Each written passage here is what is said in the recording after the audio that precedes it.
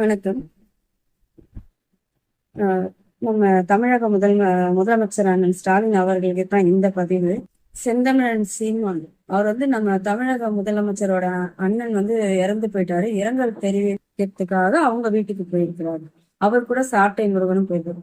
இவங்க ரெண்டு பேரும் மேடைக்கு மேடை எப்படிலாம் பேசினாங்க முதலமைச்சர். எதுக்காக நீங்க அவங்கள வீட்டுல உட்கார வச்சு நீங்க என்னதான் இரங்கல் தெரிவிச்சாலும் அப்போ படத்துல வர கவுண்டமணி சொன்ன மாதிரி அரசியல் இதெல்லாம் சாதாரணமா? அப்போ நாங்க உங்களுக்காக பேசுற ஜனங்களா முட்டாளா? அப்போ நம்ம இப்போ நீங்க 10ஆவதுல வாங்கின மார்க்ல இருந்து உங்க விக்கில இருந்து உங்க அப்பா அம்மா நல்ல தாய் தகப்பன் இல்லைன்னு சொல்லிட்டு சீமான நீங்க வீட்டுக்குள்ள எப்படி சேர்த்தீங்க நீங்க? அது இல்லாம உதயநிதி துணை முதலமைச்சர் உதயநிதி ஸ்டாலினும் கேட்காத கேள்வி இல்லை, அவ்வளோ கேட்டுருக்காரு.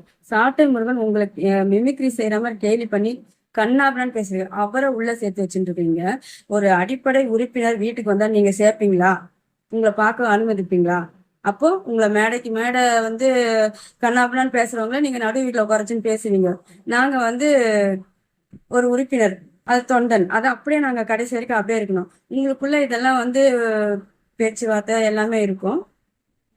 இது நாங்க என்ன நினைச்சோம், நம்ம முதலமைச்சர் இவங்க இப்படி திட்டுறாங்கன்னு சொல்லிட்டு நாங்க எதிர்த்து பதிவு போடும்போது எங்களுக்கு பேட் கமெண்ட்ஸ் எக்கச்சக்கமா வரும். அதையும் தாங்கின்னு தான் நாங்க போடுவோம். அப்ப நீங்க என்ன பண்றீங்க? இந்த